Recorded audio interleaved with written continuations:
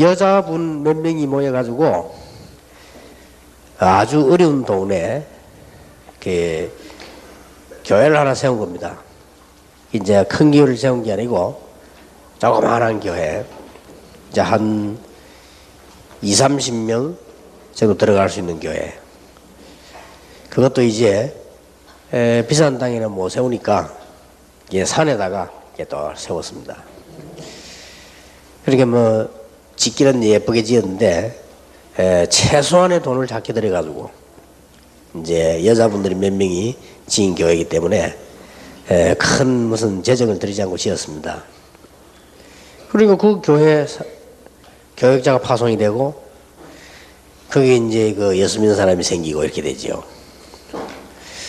그러던 중에 그 교회 아래 우리 가족이 교회 나가게 되었습니다.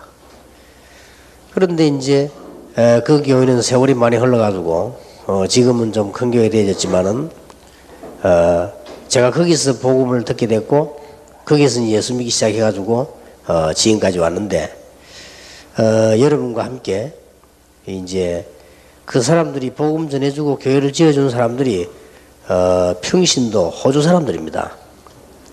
그런데 제가 한 10년 만에 이 전도 운동에 이제 한 10년 만에 호주에 복음 전하러 가게 되었습니다.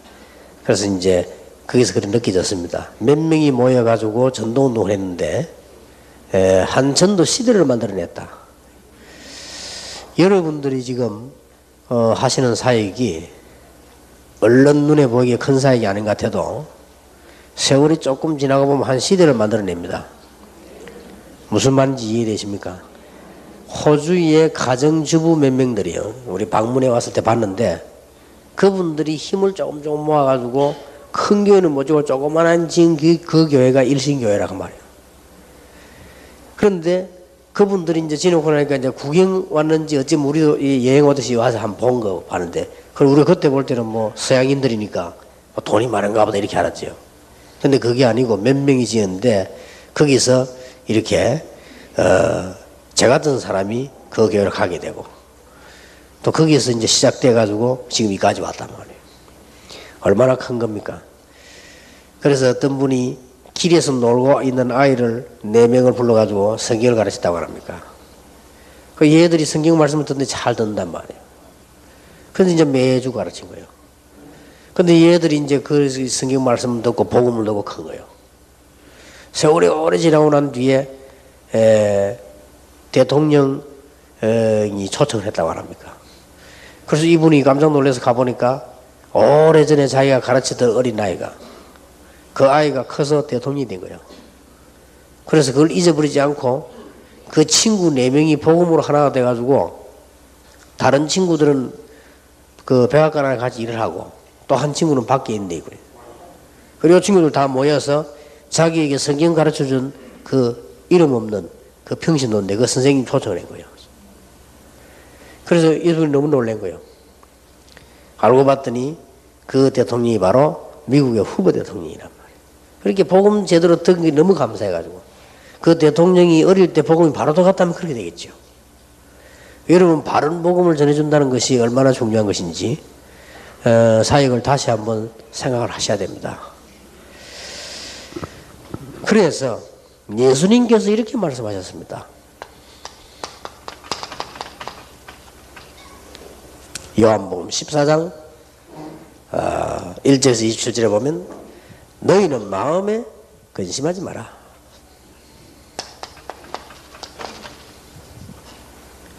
하나님을 믿으니 근심하지 마라.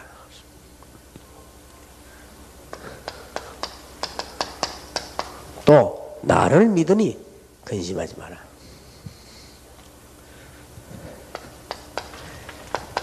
너희를 위하여 처소를 예배하러 간다. 그랬습니다.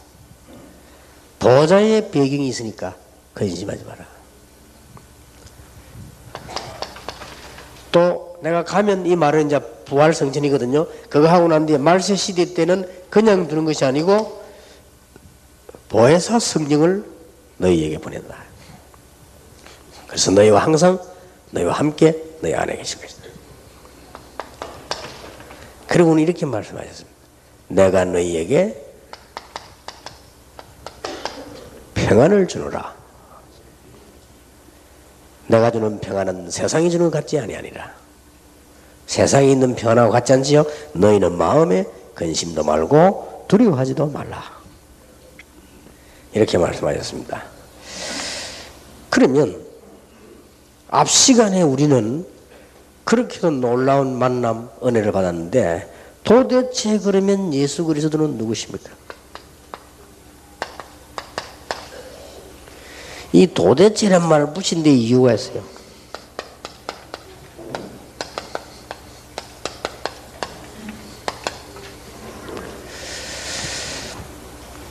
그렇게도 많은 증거가 일어난 도대체 그 말입니다.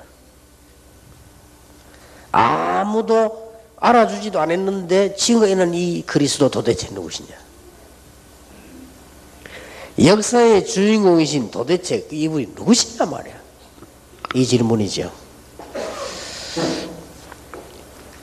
얼마 전에 제가 김중곤 박사님 만나 식사를 하면서 이런 얘기를 했습니다. 도대체 예수 그리스도 누구신가? 이 질문을 누가 했는가 하니까 김중곤 박사가 했어요. 내용은 다릅니다. 내용은 저하고 다른데 김중곤 박사님이 자기 책에 보면요. 도대체 예수 그리스도 누구신가? 이 질문을 했어요. 그래서 그 얘기를 김중곤 박사님 했어요. 김 목사님께서 대학생들을 전도할 때 도대체 예수 그리스도 누구시냐? 그 질문에 제가 그걸 읽고 상당한 마음의 생각을 합니다. 도대체 이 예수 그리스도 누구시냐? 그래서 지금까지 그때 질문하고 답한 것이 지금까지 왔다. 그래서 하나님 은혜 참 감사하고 내가 목사님께 감사한다. 그런 얘기를 했습니다.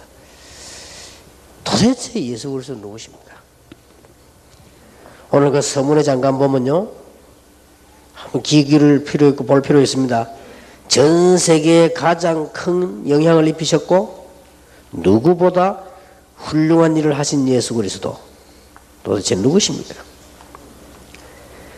역사의 주인공이요. 이 말은 BC, AD, 지금 우리 AD 2005년이죠. BC란 말은 그리스도 이전이란 말이죠. 역사의 주인공이 되셨고 책 한 권을 남기지 않고 짧은 기간을 살다 가셨는데 그에 대한 책이 가장 많이 기록되었고 이 땅의 모든 임금, 장군을 다 합친 것보다 더 많은 영향을 입히셨던 개인을 변화시켰고 나라를 변화시킨 이분 도대체 누구십니까? 웰리스라는 분 아시죠? 웰리스라고 하는 사람은 예수 그리스도 믿을 필요 없다 라고 하는 반기독 사상 가지고 책을 쓴 사람이죠. 책을 썼는데 서론을 쓰고 난 뒤에 이제 본론을 들어가려고 하십니다. 예수 믿을 필요 없다. 그때 항상 말이 많으니까 믿지 마라. 무신론을 주장한 거예요. 그리고는 본론을 들어가려고 하다가 이 사람에게 큰 변화가 있는 거예요. 글을 못 썼습니다. 못 쓰고 이 사람이 다른 글을 시작했어요. 그래서 그 사람이 쓴 작품이 바로 세계적인 불멸의 작품 벤허라고 하는 작품.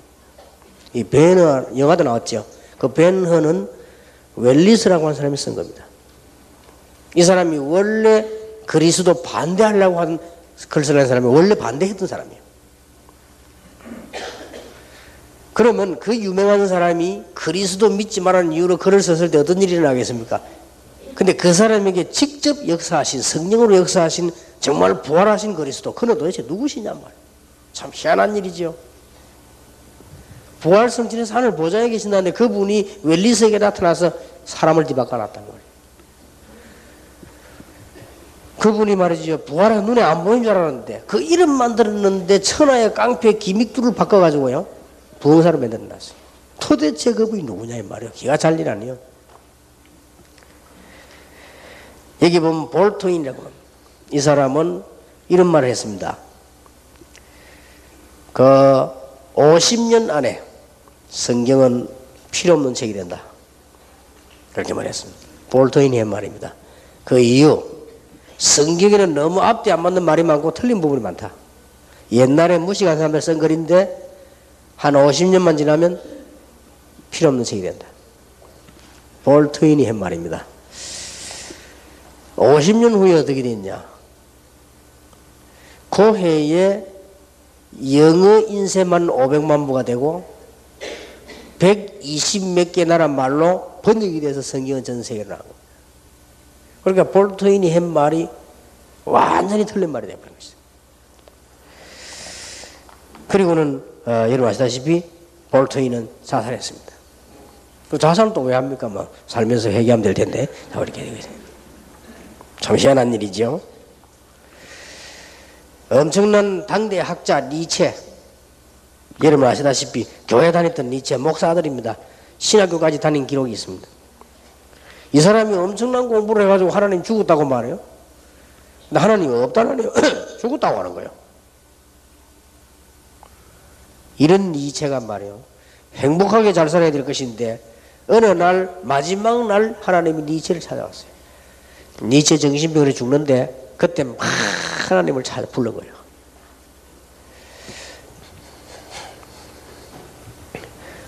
내가 한참 대학 전도하러 가니까요. 동아대학인가 들어가니까 누가 이래서 놨더라고요.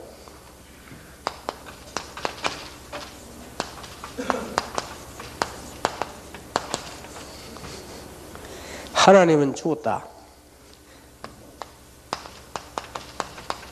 니체.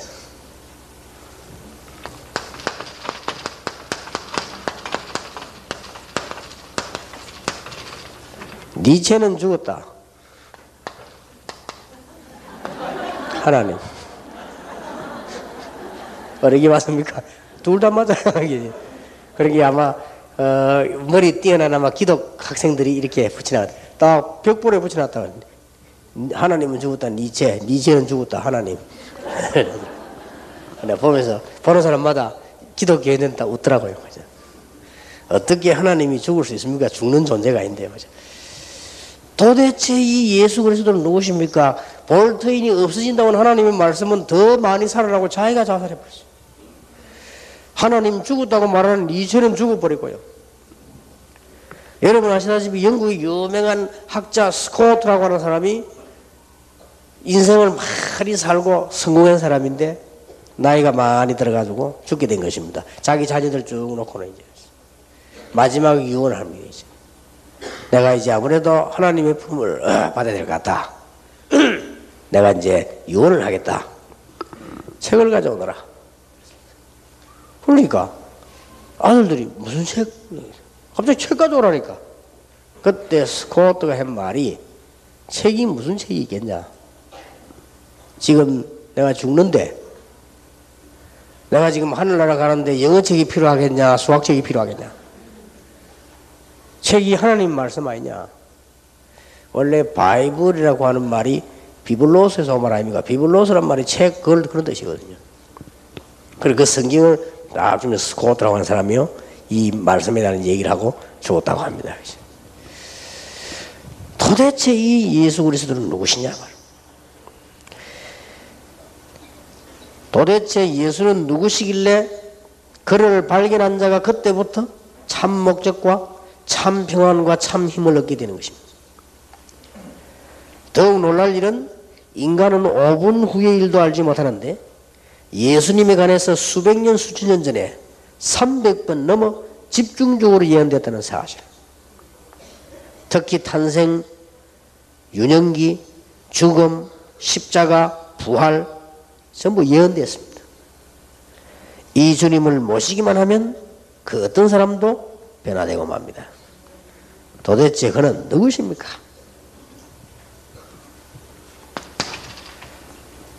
오늘 교재를 보면은 인간의 문제와 그 원인을 해결하신 분입니다.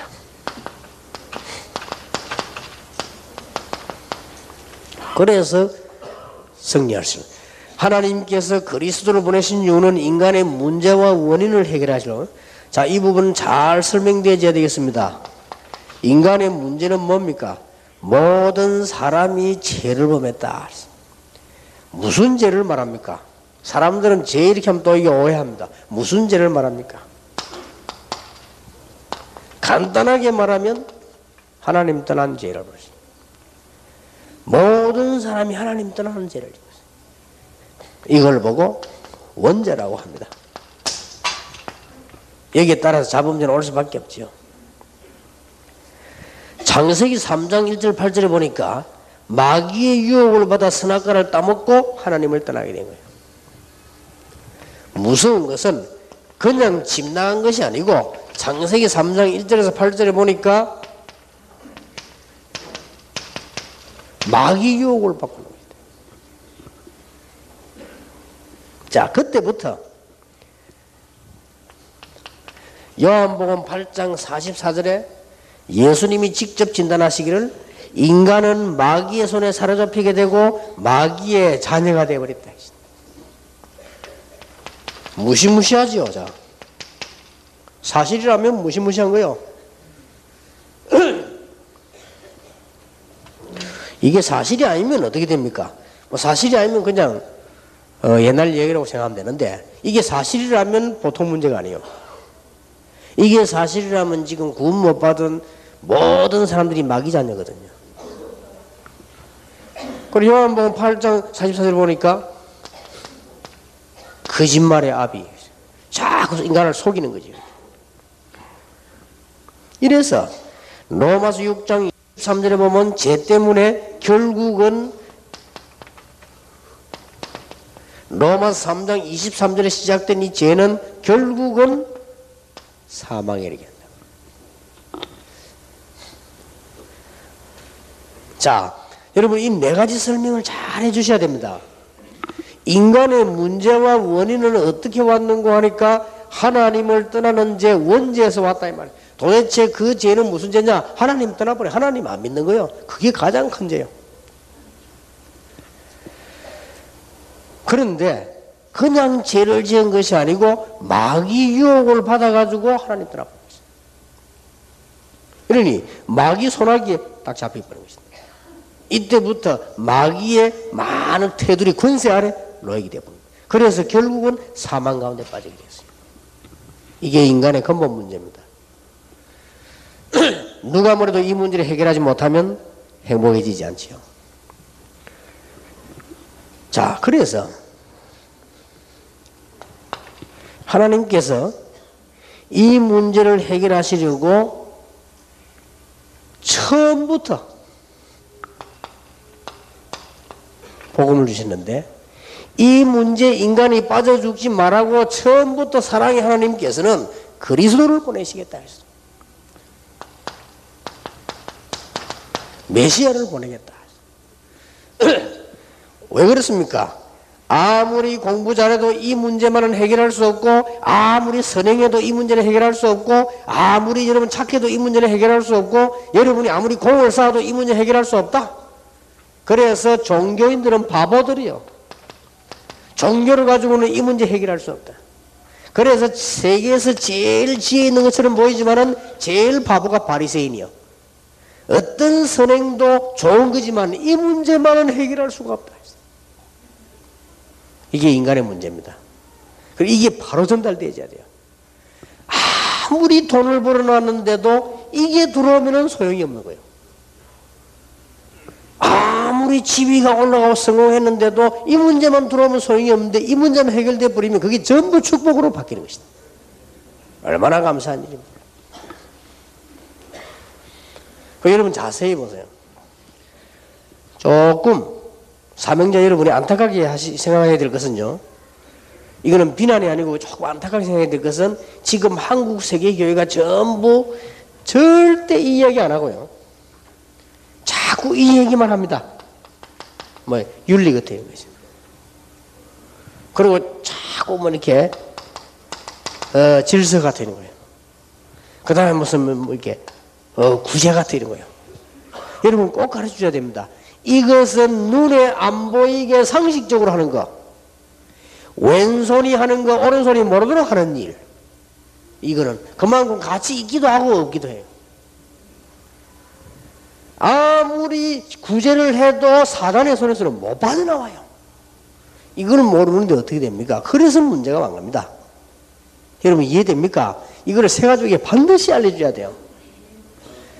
마귀의 운명 아래 놓였는데요, 어떻게 됩니까? 그래서 불신의 상황 6가지가 온단 말이에요. 못 빠져나오는 거요. 그런데 그거는 얘기하지 않고 자꾸 딴 거 얘기합니다. 윤리 얘기하고 구제 얘기하고. 그거는 눈에 안 보이게 해야 되는 당연한 일이요. 그리고 이런 걸 해도 잊어먹어야 돼요. 한 줄도 몰라야 돼요. 그만큼 가치 있는 거고 없는 거요.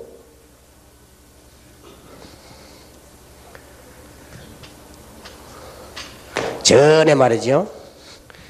죽었던 교황이 그 요한 바로 2세에서 한국 왔지 않습니까? 해운대 와서요.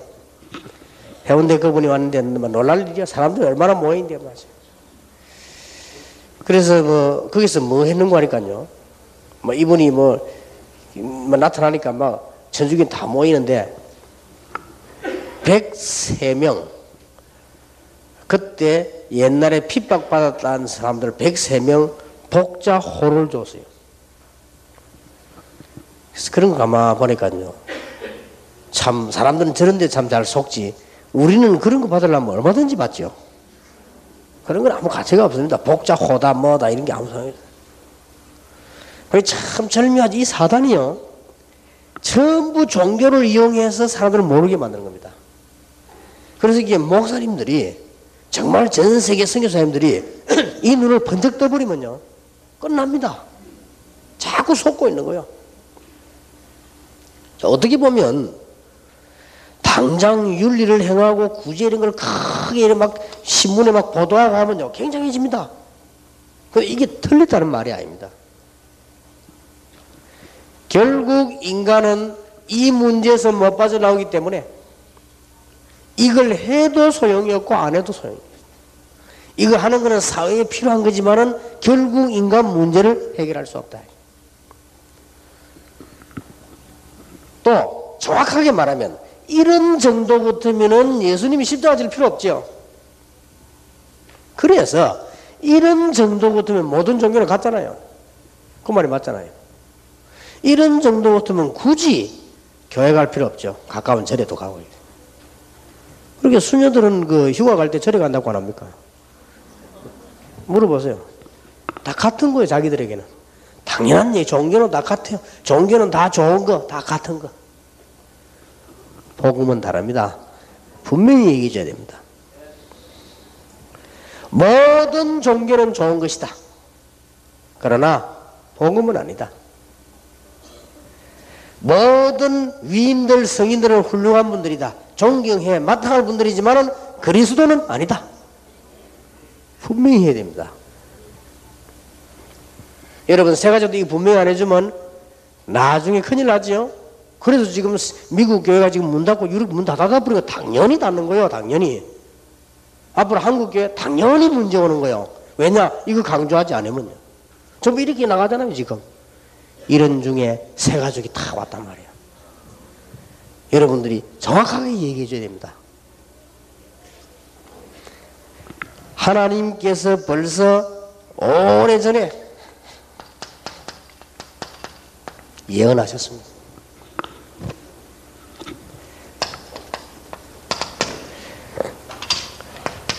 분명히 말씀했지요.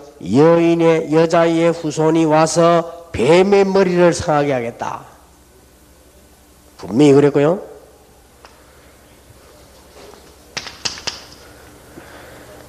출애굽기 3장 18절에 피 제사 드리는 날 능력으로 함께 하겠다. 이사야 7장 14절에 처녀가 잉태하여 아들을 낳을 것이니 그 이름을 임마누엘이라 하라. 마태복음 16장 16절 주는 그리스도시요 살아계신 하나님의 아들이십니다. 이 말은 이 말씀이 성취되는 메시지라. 여러분 이 말을 할 때 새가족이나 성도님들 현장에 있는 분들이 이게 번쩍해야 됩니다. 그렇구나. 왜 그래야 됩니까? 오늘 얘기 보세요. 요한복음 1장 1절에 14절에 인간의 근본 문제인 죄와 사명을 해결하기 위해서 말씀이 육신이 되어 오셨다. 이걸 보고 신학적으로는 성육신, 하나님이 사람의 몸을 입고 이 땅에 오실 것을 약속하셨는데 성취되어졌어요. 그게 임마누엘 성취되어졌어요. 왜 그래야 됩니까? 그래야만 요한일서 3장 8절에 죄와 사망의 근세를 잡은 마귀의 일을 멸해버렸지.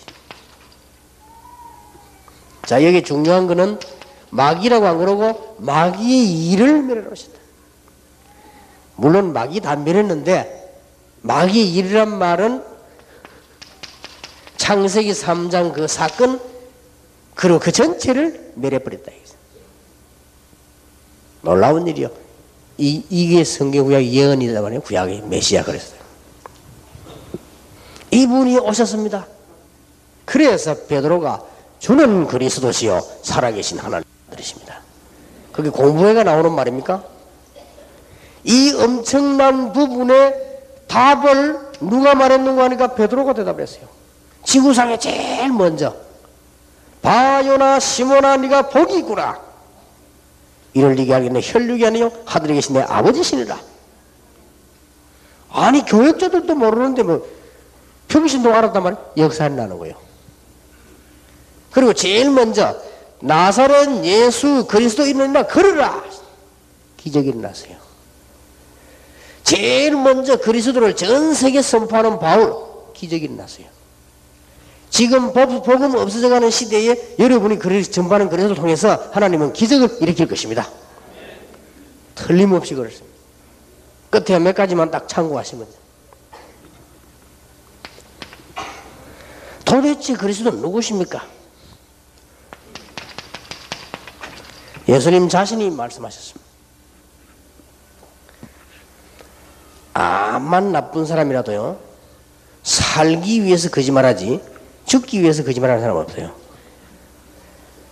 석가라고 하는 분이 보레소 나무에 6년 동안 앉아있다가 일어나서 한 말이요 길을 못 찾았다고 말했고요.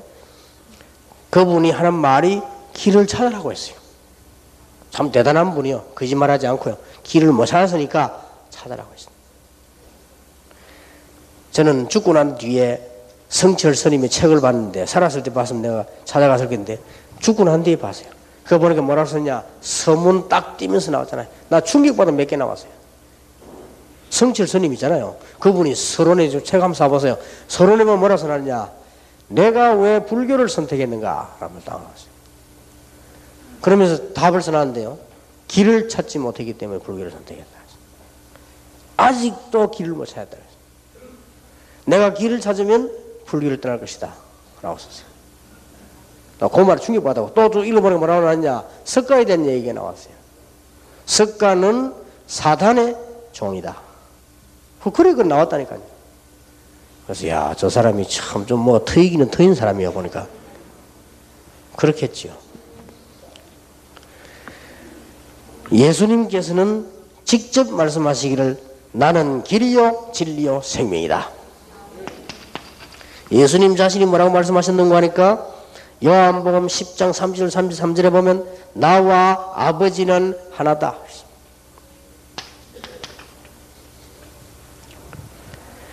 요한복음 14장 7절에서 9절을 보니까 나를 본 자는 아버지를 보았느니라. 그러니까 하나라고 말이에요. 마태복음 28장 18절에 하늘과 땅의 모든 근세를 내게 주셨다. 그럼 여기서 우리가 뭐가 나옵니까? 이제 정말 이해되는 삼위일체. 하나님의 여호와께서는 말씀하셨고 그리스도께서 성취시켰고 성령께서 지금 완성시켜 나가셨다. 그래서 이 하나님이요 같은 하나님이시다. 예수님이 직접 말씀하시는데 예수님을 만난 사람들이 어떻게 고백을 했습니까? 많이 있습니다만은 예수님을 만난 사람들이 베드로가 고백하기를 주는 그리스도시요 살아계신 하나님의 아들이십니다. 위대한 고백을 했죠. 절대로 망할 수 없습니다. 너는 베드로라 반석 위에 내 교회를 세울 것이고 음부의 권세 너를 이기지 못할 것이며 내가 네게 천국 열쇠를 주노라.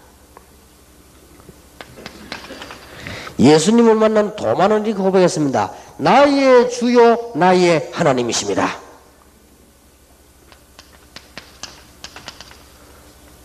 자, 여기서 지금 깨달아지는 부분이 있죠. 여기서 지금 뭐가 나오는 거 아니고 뭐가 전달되어져야 되는 거니까요. 그렇게도 잘 가르치고 그렇게도 바르게 살고는 여호와의 증인이 예수님은 하나님 아니다. 무슨 말인지 알겠습니까? 무슨 싸움인가 알겠습니까? 영안을 퍼져 떼야 됩니다. 그렇게도 잘 믿었던 바리새인들과 초대교회 내용이 뭐가 다른 거, 싸움이 뭔가 하니까 초대교회는 하나님이신 그리스도가 오셨다. 그리고 바리새인들은 예수는 그리스도도 아니고 하나님 아니다. 그냥 성경 가르치는 선지자다. 만일 우리가 실수했다면 그 죄값을, 우리 그 피값을 후손에게 돌리라. 이 정도 나왔습니다. 무슨 말인지 알겠습니까? 이래가지고 이스라엘 민족이 완전히 망해버린 거예요. 지금도 똑같습니다. 여러분이 어떻게 잘 가르치냐 중요한 게 아니고 여러분 영 가운데 영혼 속에 지금 뭐가 흐르냐가 중요합니다. 거기다 여러분 교회 역사에 나고 안 나고 한단 말이에요. 여기서 흑암설이 꺾이고 안 꺾이고 하는 거예요. 성부, 성자, 성령이 하나님인데 어째서 그렇습니까? 하나님이 사람의 몸을 입어서 이 땅에 오셨으니까 같은 하나님이다 그 말이에요. 그런데 지금까지 주장은 예수가 하나님 아니다. 그 싸움입니다. 그리고 지금 보세요. 영적으로 눈을 딱 뜨고 보세요. 마음의 떡에 모슬림이 뭡니까? 그리스도는 선지자지 하나님 아니다. 그겁니다. 우리는 예수는 그리스도다. 그 증거를 통해서 놀라운 일이 일어난 거예요. 천주교는 뭡니까? 그리스도를 자꾸 약화시키는 거고요. 우리는 그리스도를 자꾸 높이려고 하는 겁니다. 다릅니다. 영적 싸움이. 왜냐? 흑암근세 해결이 하나밖에 없기 때문에 마귀는 이걸 부인하게 만드는 것입니다. 여러분을 실패시키는 길은 하나밖에 없기 때문에 그것을 자꾸 이걸 모르게 만드는 것이다. 나는 여러분에게 약속할 수 있습니다. 이 언약을 붙잡은 사람은 절대로 이 땅에서도 승리, 내세에도 승리, 완전 과거에 전부 승리로 바뀐다. 아무것도 염려할 거 없어요. 바울은 부활하신 주님을 만나고 난 뒤에 자기 인생이 바뀌었습니다. 사도행전 9장 1절에서 15절에 바울이 부활하신 그리스도를 만난 것입니다. 싹 바뀌어버린 인생이. 그래서 세계를 살리게 되었습니다.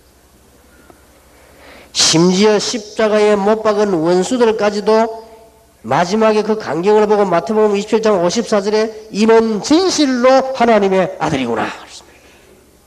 원수들도 그렇게 말했다니까요. 원수들도 눈을 바로 뜬 사람을 보고 진실로 하나님의 아들이구나. 어째서 이 싸움이 중요합니까? 이 문제 해결하려면 하나님이라 해야 되고 하나님의 아들이라 해야 되고 사람의 몸을 입어야만 돼요. 그런데 이 흑암 세력과 불신앙과 사단은 이걸 자꾸 막는 거예요. 오늘 여러분이 이 언약만 회복해버리면 도대체 예수 그리스도는 누구신가? 그는 사람의 몸을 입고 오신 하나님의 아들이시여 하나님이시다. 이런 결론이 나와요. 어떻게 만날 수? 여러분 이 부분이 잘 전달되어야 됩니다. 그래서 한마디 더 이제 얘기를 해야 되겠습니다만은 요 밑에 거 보고요. 요한복음 1장 12절에 영접하는 자 곧 그 이름을 믿는 자들에게는 하나님의 자녀가 되는 권세를 주셨으니.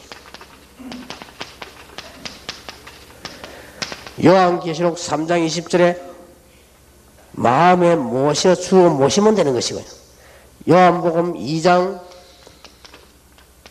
5절에서 11절에 주인으로 모시게 되는 것입니다. 이렇게 될 때 이제는 역사가 시작되는 겁니다. 자, 여러분 눈을 한번 잘 뜨시고 보세요.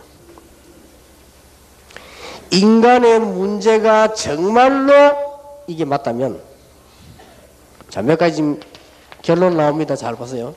인간의 문제가 이게 정말로 맞다면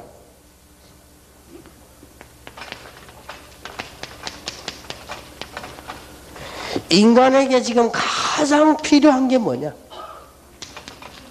이렇게 되죠. 이 문제가 정말로 인간의 문제가 맞기 때문에 눈을 뜨면 뜰수록 인간에게 가장 필요한 문제는 이 문제도 아니요. 인간에게 가장 필요한 문제는 종교 문제도 아니요. 인간에게 가장 필요한 것은 그리스도다. 이렇게 되죠. 이게 사실이라면 어떤 결론이 나오느냐? 인간의 문제가 정말로 이 문제가 맞다면 동정녀 탄생해야만 메시아가 되는 것입니다. 그래야만 하나님이 될 수 있어요.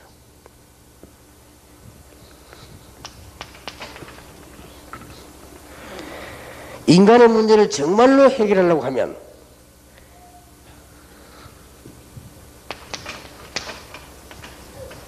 죽음에서 부활하신 그리스도라 했나요? 이게 하나님이란 증거요. 이런 결론이 탁 나와집니다. 기적이 일어나게 될 것입니다. 다락방이 앞으로 얼마만큼 커질 것이냐? 크기로가 말하는 건 아닙니다. 얼마만큼 역사가 날 것이냐? 한 시대의 기적이 일으키게 될 것입니다. 지금까지 못하는 사람들만 모였는데 어떻게 역사가 났냐? 하나님의 언약이 그 속에 있습니다. 그렇기 때문에 지금까지 왔습니다. 앞으로 이 길은 이 눈을 열면 빨리 뜨셔야 돼요. 시대마다 이게 없어지는 운동이 지금 회복되는 중에 있단 말이에요. 그렇다면 여러분이 세 가지를 바꾸면 이제는 문제는 해결되기 시작합니다. 인간의 우리 지금